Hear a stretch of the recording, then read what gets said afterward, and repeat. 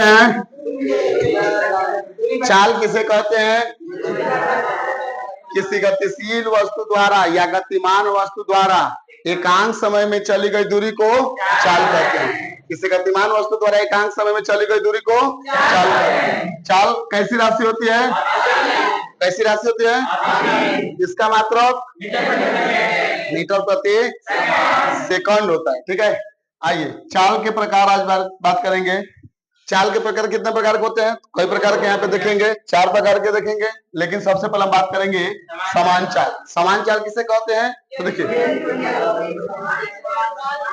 हाँ, यदि कोई गतिमान वस्तु एक समान समय में समान दूरी तय करेगी, मतलब कि रुक रुक के नहीं, एक समान समय चलता गया और समान दूरी तय करते रहेगी, उसे क्या कहेंगे? एक समान चाल कहेंगे। इसका भी मात्रा क्या हो जाएगा? मीटर प्रति सेकंड हो जाएगा। असमान चाल, असमान चाल में क्या होगा वो कि समान, सुन लीजिए, समान समय अंतराल में असमान दूरी तय करेगी। क्या करेगी? यानी असमान चाल किसे कहते हैं? हाँ, यदि किसी मतलब कि किसी गतिशील पिंड द्वारा या गतिशील वस्तु द्वारा समान समय में असमान दूरी तय करे, उसे क्या कहते हैं? असमान चाल कहते हैं। ठीक है, आइए औसत चाल, बाबू इस पे एकदम बहुत से क्वेश्चन आते हैं औसत चाल पे रिलेटेड। जब आप चलेंगे आगे क्वेश्चन करेंगे, मैथ वालों में भी चलेंगे, कंपटीशन में चलेंगे, एवरेज पे, एवरेज किस पे?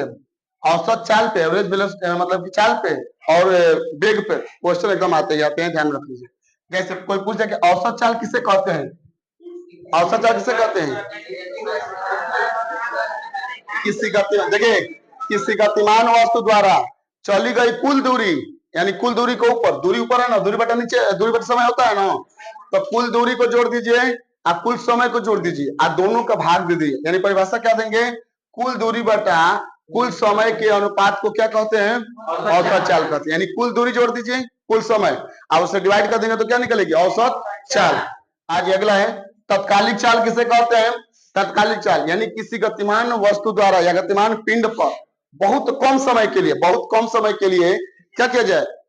बहुत कम समय के लिए गति किया जाए, उसे क्या कहेंगे? तत्कालिक चाल। ठीक है, बहुत कम समय के लिए कम गति किया जाए। आज इसी तरह हम बात करेंगे वेग। वेग किसे कहते हैं?